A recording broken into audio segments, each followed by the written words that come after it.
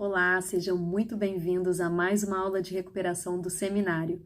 Nosso bloco de escrituras de hoje é 1 Coríntios 12 e 13. O apóstolo Paulo falava bastante de união em suas cartas. Em várias ocasiões, o apóstolo Paulo comparou os membros da igreja com os membros de um corpo, onde somos diferentes, temos funções distintas, mas todos somos muito importantes.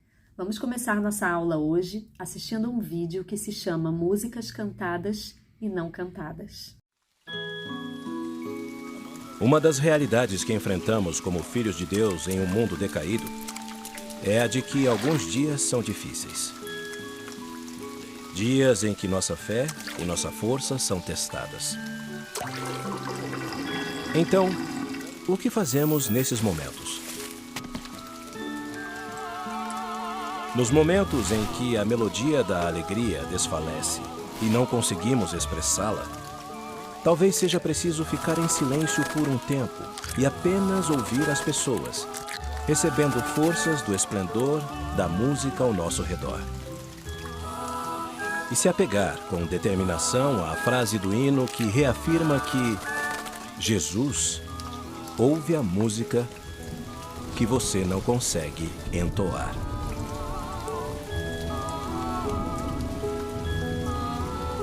Quando nos sentimos fora do tom, um pouco inferiores em relação às outras pessoas, peço-lhes que se lembrem de que, por desígnio divino, nem todas as vozes do coro de Deus são iguais. É preciso ter variedade, sopranos e contraltos, barítonos e baixos, para enriquecer a música.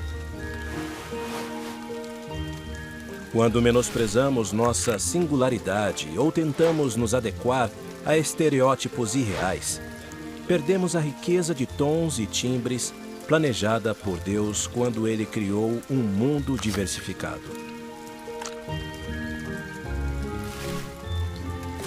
Acreditem em vocês e acreditem nele. Não minimizem seu valor nem desprezem sua contribuição. Acima de tudo, não abandonem seu papel como parte do coro. Por quê? Porque vocês são únicos. Vocês são insubstituíveis. Mesmo a perda de uma única voz atenua o brilho de todos os outros cantores nesse nosso grande coro mortal. Isso inclui a perda daqueles que achamos que estão às margens da sociedade ou às margens da igreja.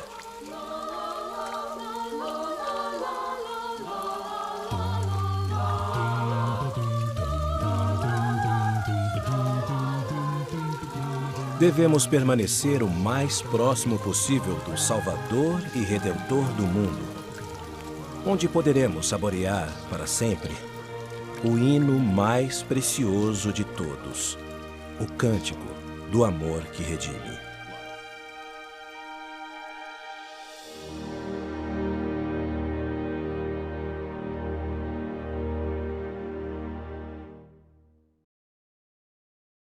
Você já sentiu que não faz parte, ou que não pertence, ou que não tem nenhum dom? Em 1 Coríntios 12, Paulo fala sobre os dons que cada um de nós possui, os dons espirituais que cada um de nós recebeu do Pai Celestial. Gostaria que você olhasse para esta figura para poder responder a nossa primeira pergunta. Vamos então à primeira pergunta. O que você sente ao receber um presente de alguém? Os dons são como presentes que o Pai Celestial nos deu. Oro ao Pai Celestial para que durante esta aula você consiga ouvir a inspiração do Espírito Santo e buscar quais os dons que você possui. Paulo identificou alguns dons espirituais em 1 Coríntios 12, de 3 a 11. Vamos verificar essas escrituras? Gostaria de, enquanto fazemos essa leitura, você possa buscar se você se identifica ou possui alguns desses dons. Combinado? Portanto, vos quero fazer compreender que ninguém que fala pelo Espírito de Deus diz, Jesus é anátema, e ninguém pode dizer que Jesus é o Senhor senão pelo Espírito Santo. Ora, há diversidade de dons, porém o Espírito é o mesmo, E há diversidade de ministérios, mas o Senhor é o mesmo. E há diversidade de operações, porém é o mesmo Deus que opera tudo em todos. Mas a manifestação do Espírito é dada a cada um para o que for útil. Porque a um pelo Espírito é dada a palavra da sabedoria, e a outro pelo mesmo Espírito a palavra do conhecimento, e a outro pelo mesmo Espírito a fé, e a outro pelo mesmo Espírito os dons de curar, e a outro a operação de milagres, e a outro a profecia, e a outro o dom de discernir os espíritos, e a outro a variedade de línguas, e a outro a interpretação de línguas, mas um só e o mesmo Espírito opera todas essas coisas, repartindo particularmente a cada um como quer. Conseguiu identificar algum dom? Não? Então vamos ler mais alguns dons em Moroni 10, de 8 a 18. E novamente vos exorto, meus irmãos, a não negardes os dons de Deus, pois eles são muitos, e eles vêm do mesmo Deus, e de diversas maneiras são esses dons administrados, mas é o mesmo Deus que opera tudo em tudo, e eles são dados pelas manifestações do Espírito de Deus aos homens para beneficiá-los, pois a um é dado ensinar, pelo Espírito de Deus, a palavra de sabedoria, e a outro ensinar a palavra de conhecimento pelo mesmo Espírito, e a outro fé extraordinária, e a outro os dons de cura pelo mesmo Espírito, e também a outro poder para operar grandes milagres, e também a outro profetizar a respeito de todas as coisas.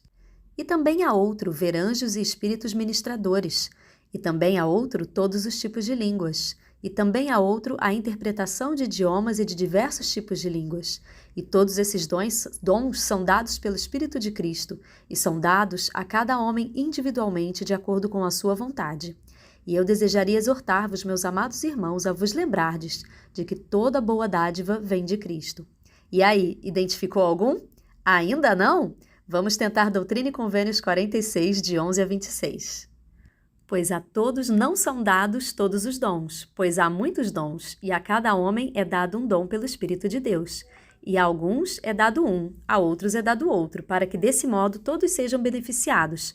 A alguns é dado saber pelo Espírito Santo que Jesus Cristo é o Filho de Deus e que foi crucificado pelos pecados do mundo. A outros é dado crer nas palavras deles, para que tenham também vida eterna se permanecerem fiéis. E também o Espírito Santo faz saber a alguns as diferenças de administração, conforme for agradável ao mesmo Senhor, segundo desejar o Senhor, que molda suas misericórdias às condições dos filhos dos homens. E também a alguns é dado perceber pelo Espírito Santo se as diversidades de operações são de Deus, para que as manifestações do Espírito sejam dadas a todo o homem para o seu proveito. E também em verdade vos digo, a alguns é dado pelo Espírito de Deus a palavra de sabedoria, a outros é dada a palavra de conhecimento, para que todos possam ser ensinados a serem sábios e a terem conhecimento. E também a alguns é dado ter fé para serem curados, e a outros é dado ter fé para curar. E também a alguns é dada a operação de milagres. E a outros é dado profetizar, e a outros o discernimento de espíritos. E também a alguns é dado falar em línguas, e a outros é dada a interpretação de línguas. E todos estes dons vêm de Deus para benefício dos filhos dos homens.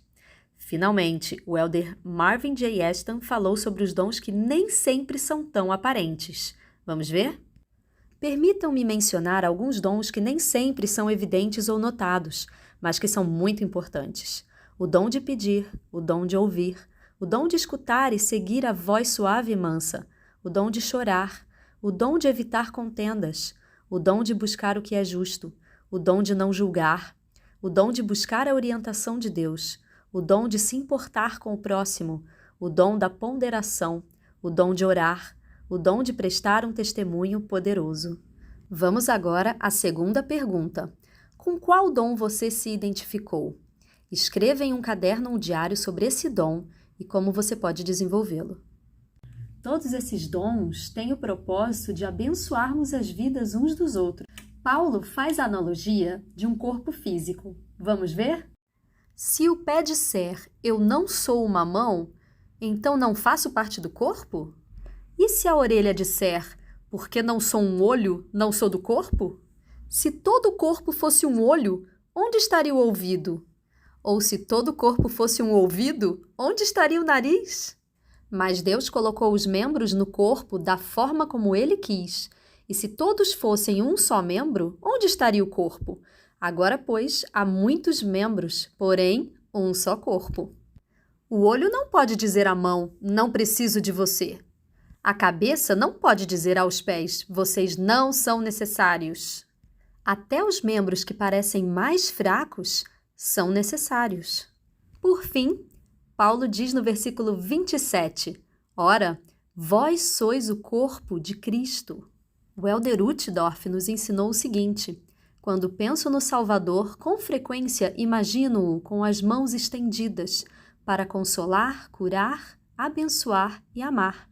Ele sempre conversava de igual para igual com as pessoas, nunca as fazia sentir-se inferiores.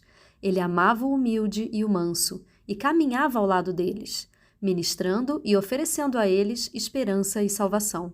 Foi isso que fez durante sua vida mortal. É isso que estaria fazendo caso vivesse entre nós hoje. E é isso que devemos fazer como seus discípulos e membros da Igreja de Jesus Cristo dos Santos dos Últimos Dias. Ao seguirmos seu exemplo perfeito, nossas mãos podem tornar-se suas mãos, nossos olhos seus olhos e o nosso coração o seu coração. Vamos assistir agora um vídeo que exemplifica como você pode usar os seus dons para abençoar outras pessoas.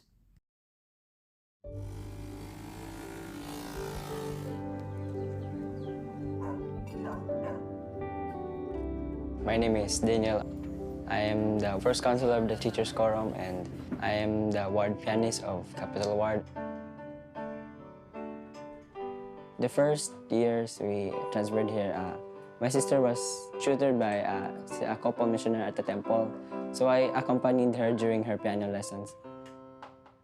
As the time goes by, I got an interest in playing the piano. After a few months, the bishop called me in his office na, can you play the piano because our ward pianist will be released na. So I told him na, I'm not that good yet, I need more practice na. So I did my best to serve God also in this ward.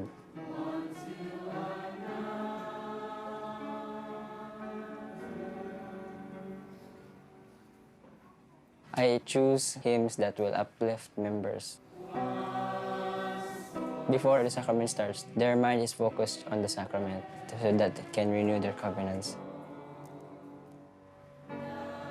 Because of the atonement of Jesus Christ, we can be perfect like Him.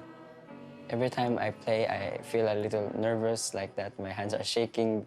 But before I play the piano at the sacrament, I pray to the Lord that it will guide me. There were sometimes I made mistakes. I got confused with the notes I'm playing. But as we go on with our life, we make mistakes, but we can correct it because the atonement is there with us. The Lord gave us each of our talents, so we need to improve it. As we serve Him, we are preparing to go on a mission. We are preparing for something great in our lives to happen. Our duties and callings are very important because we help in the service of the Lord in organizing His church. Anyone that you see who is in need of I feel very happy and I also feel important because the Lord is asking me to serve Him. In return, the Lord blessed me with many blessings. Every time I practice and practice and practice, my family also sings the hymns. It feels more like the Spirit is within our house. It brings us together as a family. Todo chamado proporciona uma oportunidade de servir e crescer. O Senhor organizou a igreja de modo a oferecer a cada membro uma oportunidade de servir, que por sua vez proporcionará crescimento espiritual pessoal. Seja qual for o chamado que tiverem, peço que o vejam como uma oportunidade não apenas de fortalecer e abençoar as pessoas, mas também de se tornarem o que o Pai Celestial espera que se tornem.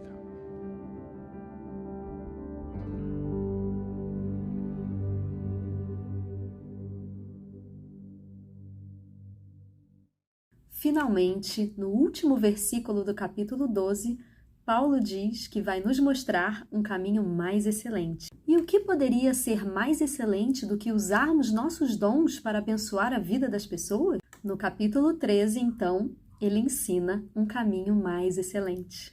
O caminho mais excelente se chama caridade, o puro amor de Cristo. Ao buscarmos o dom da caridade, nos aproximamos ainda mais do Salvador e do grande amor que ele tem por nós. O capítulo 13 de 1 Coríntios é considerado por muitos como o capítulo mais importante da Bíblia, uma verdadeira obra literária, uma poesia sobre o amor. Muito mais do que apenas palavras bonitas, 1 Coríntios 13, Paulo nos ensina qual é a motivação correta para utilizarmos os dons que ele mencionou no capítulo anterior. Ou seja, não importa ter todos os dons se não temos a caridade, que é o maior de todos os dons. Mas o que é a caridade? O elder Dallin H. Oaks explicou que a caridade, o puro amor de Cristo, não é um ato, mas uma condição ou estado. A caridade é alcançada por meio de uma sucessão de atos que resultam em uma conversão. Precisamos nos tornar caridosos. Paulo inicia o capítulo 13 falando sobre a importância da caridade. Vejamos os versículos de 1 a 4. Ainda que eu falasse a língua dos homens e dos anjos, e não tivesse caridade, seria como metal que soa ou como sino que tine. E ainda que tivesse o dom da profecia, e conhecesse todos os mistérios e toda a ciência, e ainda que tivesse toda a fé, de maneira tal que transportasse os montes e não tivesse caridade, nada seria. E ainda que distribuísse toda a minha fortuna para o sustento dos pobres, e ainda que entregasse o meu corpo para ser queimado, se não tivesse caridade, nada disso me aproveitaria. Nesta passagem, Paulo ilustra que mesmo que alguém tenha todas as ciências e mistérios, fale todas as línguas, tenha muito conhecimento e muita fé, mesmo que tenha vários dons e que faça muitos sacrifícios materiais e físicos, se não tiver a caridade, será como sino que tine. Vamos escutar um sino que tine?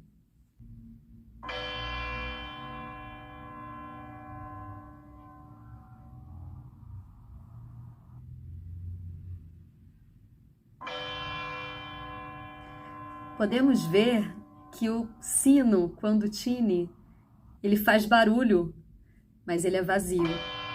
É um barulho irritante e sem sentido nenhum. Não tem harmonia, não tem propósito e incomoda. Da mesma forma, alguém que utiliza seu dom, mas sem amor ao próximo, não causa nenhum efeito no coração das pessoas.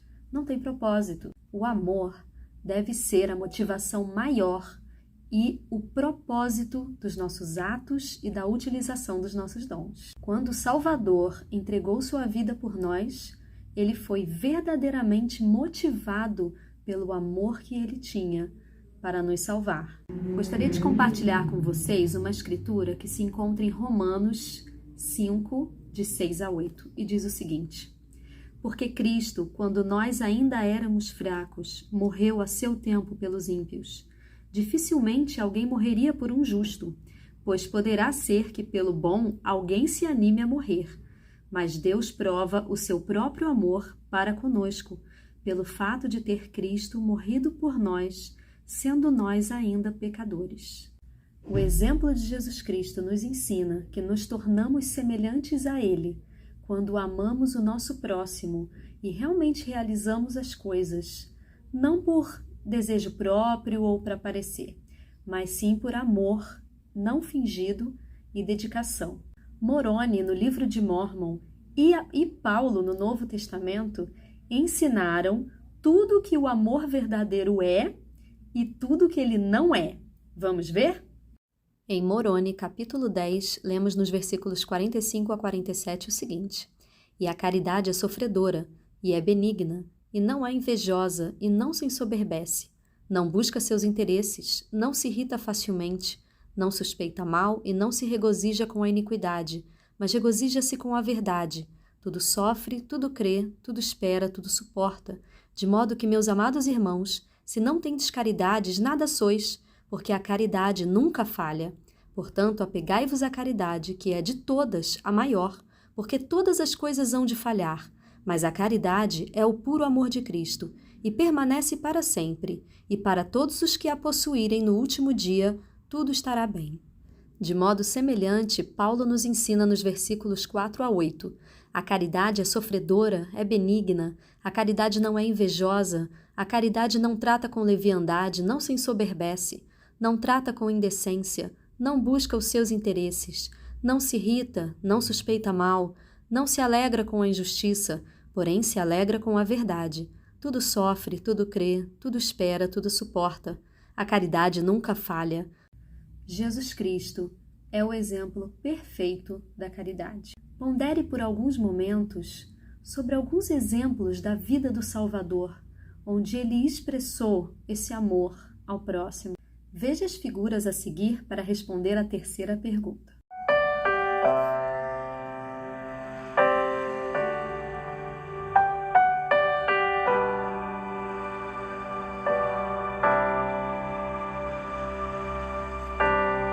Through my hills and valleys, every storm-tossed sea, I can feel my Savior so close to me. He leads me forward through paths unknown, and when my strength is gone, He heals my weary soul and shows me who I could be. He stays with me, and I know. Vamos então à terceira pergunta. Você já sentiu o amor do Salvador pessoalmente por você? Como isso afeta seus sentimentos por ele? O Elder Holland ensinou: a verdadeira caridade é vista em sua forma mais perfeita e pura no amor inabalável e insuperável que Cristo tem por nós. Sem essa caridade, o puro amor que Cristo tem por nós, nada seríamos, não teríamos esperança, seríamos os mais miseráveis dos seres. É verdade que para aqueles que no último dia tiverem as bênçãos desse amor, a expiação, a restauração, a vida eterna, as promessas eternas, certamente tudo irá bem. A vida tem sua porção de temores e fracassos. Às vezes nem tudo dá certo. Às vezes as pessoas nos decepcionam. Às vezes é a economia, os negócios ou o governo que nos decepciona. Mas há algo que nunca nos decepciona, seja no tempo ou na eternidade, o puro amor de Cristo. Para finalizar, gostaria que você ponderasse como você pode demonstrar caridade às pessoas à sua volta. O elder Marvin J. Aston deu as seguintes ideias. Temos caridade quando somos amáveis uns com os outros, quando não julgamos ou classificamos as pessoas, quando simplesmente concedemos aos outros o benefício da dúvida ou permanecemos calados. Caridade é aceitar as diferenças, fraquezas e imperfeições dos outros, ter paciência com alguém que nos deixou para baixo, ou resistir ao impulso de ficar ofendido quando alguém não age da maneira que esperávamos. Caridade é se recusar a tirar vantagem da fraqueza de outra pessoa, é ter o desejo de perdoar quem nos ofendeu. A caridade espera o melhor dos outros.